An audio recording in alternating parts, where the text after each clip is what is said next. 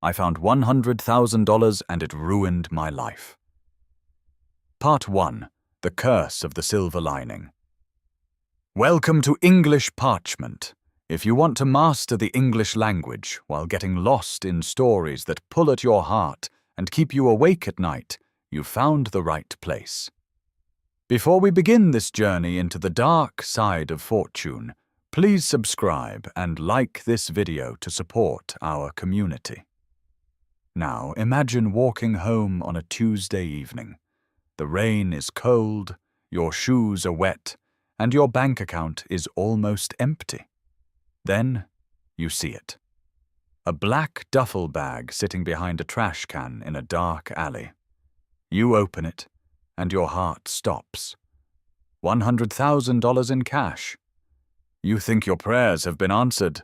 You think your life is finally beginning. But what if I told you that the moment I touched that money, my life didn't begin? It started to die.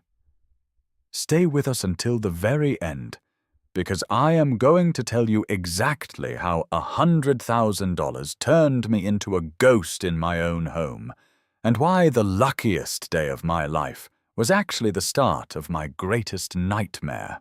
My name is David. I am 45 years old, and for most of my life, I was a normal man.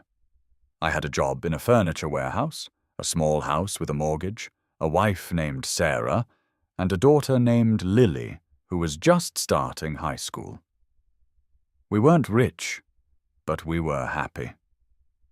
Or at least I thought we were. We lived in that quiet rhythm of middle age, paying bills, watching movies on Saturday nights, and dreaming of a vacation we could never quite afford. I was a man of simple habits and honest work. I believed that if you worked hard, the world would be fair to you. I didn't know that the world is never fair. It is only waiting for a moment to test your soul. It happened on a Tuesday in November. The sky was the color of a bruised plum, and a thin, sharp rain was falling over the city. I was walking home from the bus stop because my old car had finally died the week before. I decided to take a shortcut through a narrow alleyway behind the old cinema. That was my first mistake. The alley was dark and smelled of wet brick and old paper. There, sitting perfectly still against a damp wall, was a bag. It was a simple black nylon duffel bag, the kind you see at a gym. But it looked heavy. It looked out of place. I looked around, expecting to see someone coming back for it, but the alley was silent. Only the sound of the rain hitting the pavement filled my ears. I reached out and touched the handle. It was cold. I pulled the zipper just an inch, and my breath caught in my throat. I didn't see clothes or gym gear. I saw the green edges of paper. I pulled it further, and my mind went blank. Bundles. Thick, rubber-banded bundles of $20 bills and $50 bills. My hands began to shake so violently that I almost dropped the bag. I closed the zipper quickly, my heart hammering against my ribs like a trapped bird. I stood there for a long time, frozen in the rain. I should have called the police. I should have walked away. But I thought of the mortgage. I thought of Lily's college fund. I thought of Sarah's tired eyes after her double shifts at the hospital. I picked up the bag, and in that moment, the man I used to be vanished forever. Part 2. The Sound of a Beating Heart. When I walked through my front door, the house felt different. It felt smaller, more fragile. Sarah was in the kitchen, the steam from a pot of soup rising around her like a fog. She looked up and smiled, but I couldn't look her in the eye. I felt like I was carrying a bomb. I told her I was tired and went straight to the bedroom. I locked the door, something I never did, and emptied the bag onto the bed. The money fell in a soft, heavy heap. It didn't smell like luxury. It smelled like old copper and dust. I started to count. 1,000, 5,000, 10,000. The numbers began to lose their meaning. When I reached 100,000, I stopped. I sat on the edge of the bed and stared at it. That night, I didn't sleep. I hid the bag under a loose floorboard in the back of the closet. Every time a car drove past the house, I jumped. Every time the house creaked, I thought someone was breaking in. I lay in the dark, watching the shadows dance on the ceiling, and realized that for the first time in my life, I had something to lose. Before the bag, a thief would have found nothing of value in my house. Now I was a target. I looked at Sarah, sleeping peacefully beside me, and I felt a wall rising between us. I had a secret, $100,000 secret. I wanted to tell her, but a voice in my head whispered, "If you tell her, she'll make you turn it in, or she'll get scared. Just wait. Let's see what happens first." The next morning, I went to work as if nothing had changed, but everything had changed. I looked at my co-workers and wondered if they could see the guilt on my face. I looked at my boss and felt a strange sense of superiority. "I have more money than you now," I thought. It was a poisonous thought. I began to watch the news obsessively. I searched the internet for missing money or robbery in the downtown area. There was nothing. No reports of lost bags, no news of a crime. It was as if the money had fallen from the sky.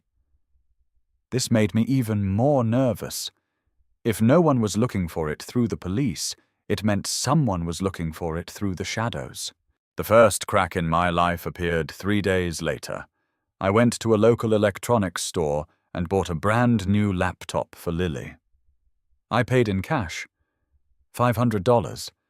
It felt incredible to peel those bills off a roll and hand them to the clerk.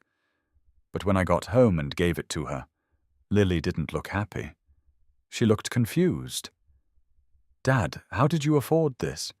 You said we had to wait until Christmas," she asked. I felt a flash of anger, not at her, but at the situation. "I did some overtime, Lily. Just enjoy it," I snapped. Sarah looked at me from the doorway, her brow furrowed. She didn't say anything, but I saw the suspicion in her eyes. I had bought a gift, but I had also bought a lie. And lies have a way of growing until they block out the sun. Part 3. The Shadow in the Mirror. By the end of the first week, the paranoia was no longer a feeling, it was a physical weight. I felt it in my chest every time the doorbell rang. I began to take different routes home from work. I would stop my car and wait to see if the vehicle behind me would pass. I was checking for trackers, for shadows, for ghosts. I stopped seeing people as neighbors. I saw them as potential enemies. I even found myself looking at Sarah and wondering if she was searching the house while I was at work. The money was under the floorboard, but it was also inside my head, rotting my thoughts. I decided to spend more. I thought that if I integrated the money into our lives slowly, it would become normal. I paid off a credit card. I bought Sarah a necklace she had admired months ago. I replaced the broken washing machine. But with every purchase, the tension in the house grew. Sarah wasn't stupid. She knew the furniture warehouse didn't pay that much overtime. One night, while Lily was at a friend's house, Sarah sat me down at the kitchen table. The light from the overhead lamp was harsh, showing every wrinkle on her tired face. "David, where is this money coming from?" she asked. Her voice was quiet, which was worse than if she had screamed. I tried to lie again. I told her I had won a small lottery. I told her I had been saving for years in a secret account. She didn't believe me. You're a terrible liar, David. You always have been. That's why I love you, or why I used to love you. You're acting like a different person. You're jumpy, you're angry, and you lock the door when you go to the bathroom. What are you into? Is it drugs? Are you in trouble? I saw the fear in her eyes, and I wanted to tell her the truth.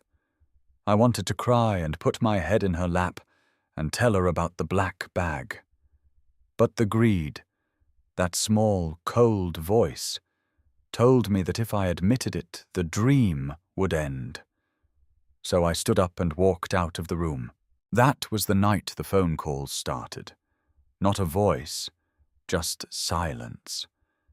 I would pick up the phone, and there would be nothing but the sound of heavy, rhythmic breathing on the other end. Then they would hang up. I looked at the caller ID. Unknown. I felt the blood drain from my face. They knew. Someone knew. I went to the closet and pulled up the floorboard. The bag was still there. I opened it and counted the money again. There was $92,000 left. It felt like a mountain of lead. I realized that I wasn't the owner of the money. I was the guardian of it, and the real owner was coming back to claim it. I sat in the closet with a kitchen knife in my hand, staring at the door, until the sun came up. Part 4. The Man in the Grey Sedan. The second week was a blur of fear and exhaustion. I stopped going to work. I told Sarah I was sick, but I spent my days sitting by the front window, peeking through the blinds. That's when I saw it. A grey sedan. It was parked 2 houses down. It didn't belong to any of our neighbors. It sat there for hours, the engine off, the windows tinted so dark I couldn't see the driver. When I walked out to get the mail, the car would pull away slowly, only to return an hour later. It was a cat playing with a mouse. And I was the mouse, trapped in a house full of stolen cheese. Sarah stopped talking to me. She moved to the guest room and took Lily to stay with her sister. I can't be around you right now, David. You're scaring us, she said as she packed her bags. I watched them drive away, and for a moment I felt a sense of relief. They were safe. But then the silence of the house settled over me like a shroud. I was alone with the money. I went to the closet and took out the bag. I wanted to burn it. I wanted to throw it into the river. But I couldn't. The money had become my only companion. It was the reason I had lost my family, so I felt I had to keep it. It was a sick, circular logic. That afternoon there was a knock at the door. Not a loud, aggressive knock, but a soft, polite one. I looked through the peephole. It was a man. He was older than me, maybe 60, wearing a very expensive wool coat and a hat. He looked like a grandfather. I opened the door just a crack, the chain still engaged. "Can I help you?" I asked, my voice cracking. The man smiled, but his eyes stayed cold, like 2 pieces of glass. "I believe you have something of mine, David. It's a black bag. Very sentimental. I'd like it back," he said. His voice was smooth, like silk over a blade. I felt my knees go weak. "I don't know what you're talking about," I lied. The man sighed, a sound of genuine disappointment. "David, let's not play games. You found it on Tuesday in the alley. You've spent about $8,000. That was a mistake. You see, that money wasn't just cash. It was a down payment on a very specific type of work. And since you took the money, the work didn't happen. Now people are unhappy. Very powerful, very angry people." He leaned closer to the door. I'll give you 24 hours to get the full 100,000. Not 92. 100. If it's not on my porch by tomorrow, I'll have to find another way to settle the debt. And I think you know what that means. Sarah and Lily are such lovely people, aren't they? Part 5. The Cost of Interest. He walked away before I could respond. I slammed the door and locked every bolt. My mind was racing. How was I going to get $8,000 in 24 hours? I didn't have any savings. I had spent it on laptops, necklaces, and bills. I looked around the house. I saw the new TV, the new computer. They were worthless now. I realized the trap I was in. The man didn't just want the money. He wanted to own me. He knew I couldn't pay the difference. He was waiting for me to fail so he could use me for whatever work he had mentioned. I felt a cold sweat break out over my body. This was the ruin. This was the end. I called my sister-in-law's house, hoping Sarah would answer. I needed to tell her to hide, to run, but she wouldn't pick up. I left 3 messages, my voice shaking, telling her I was sorry, telling her to stay away from the house. Then I started to do the only thing I could. I started to sell everything. I took the laptop and the jewelry to a pawn shop. They gave me pennies for what I had paid. I went to my boss at the warehouse and begged for an advance, but he looked at me with pity and said no. By midnight, I had only managed to raise $2,000. I was still $6,000 short. The clock on the wall was ticking, and every tick felt like a heartbeat. I went to the closet and pulled out the bag. I sat on the floor and spread the money out. It looked so beautiful and so ugly at the same time. I thought about the alley. Why had I picked it up?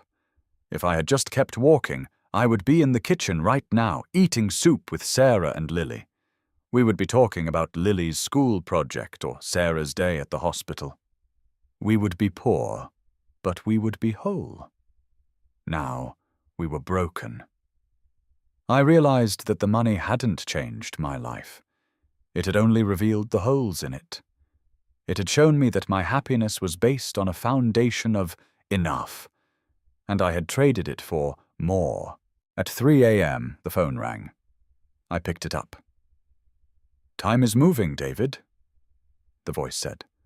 It was the man in the wool coat. "Do you have my interest?" I told him I had 94,000. I told him I would give him my car, my house, anything. He laughed, a dry, dusty sound. "I don't want your house, David. I want you to do a favor for me. There is a package in a locker at the bus station. You take it across the border. You do that, and the 8,000 is forgiven. We call it even." I knew what was in that package. I wasn't a criminal, but I was about to become one. The money had led me to the edge of a cliff, and now I was being told to jump. Part 6. The Long Drive to Nowhere. I did it. I was a coward, and I did it. I went to the bus station, found the locker, and took the package. It was small, heavy, and wrapped in grey tape. I put it in the trunk of my car and started driving. I didn't look at the package. I didn't want to know. I drove for 6 hours, my eyes burning, my hands cramped on the steering wheel. Every police car I saw made me feel like my heart was going to explode. I was no longer David the furniture worker. I was David the mule, David the criminal. The money sat in the passenger seat next to me, a silent passenger watching me destroy my life.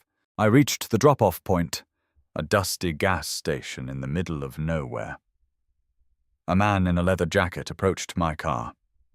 I gave him the package and the black bag with the $94,000. He didn't say a word. He just took them and drove away. I sat in my car for an hour, watching the dust settle. It was over. The debt was paid. I was free. But as I started the engine to drive home, I realized the truth. I wasn't free. I was empty. I had nothing. No money, no pride, and no family. I was returning to a house that was no longer a home. When I got back, the house was dark. I walked inside and saw that Sarah had come back, but only to take the rest of her things. There was a note on the kitchen table. "David, I don't know who you are anymore. I found the tracker in your old coat. I found the bag under the floor. You didn't just find money. You found a way to leave us. Don't call. Don't follow. We're going to stay with my parents in another state. Lily doesn't want to see you. I'm sorry, but this isn't the life we wanted." I sat at the table and read the note over and over until the words became a blur. I went to the closet and pulled up the floorboard. It was empty. The dust was still there, but the silver lining was gone. I had found $100,000, and all I had to show for it was a hole in my floor and a hole in my life. I realized that the man in the wool coat hadn't ruined my life. I had. I was the one who picked up the bag. I was the one who lied. I was the one who chose the money over the people I loved. The money was just paper. It was my own greed that was the ghost in the machine. I sat in the dark, 45 years old, with nothing but the sound of the rain against the window. Part 7. The final lesson. It has been 6 months since that Tuesday. I live in a small apartment now. I work 2 jobs to pay the legal fees for the divorce and the debt I still owe to the bank. I don't have a car. I walk everywhere.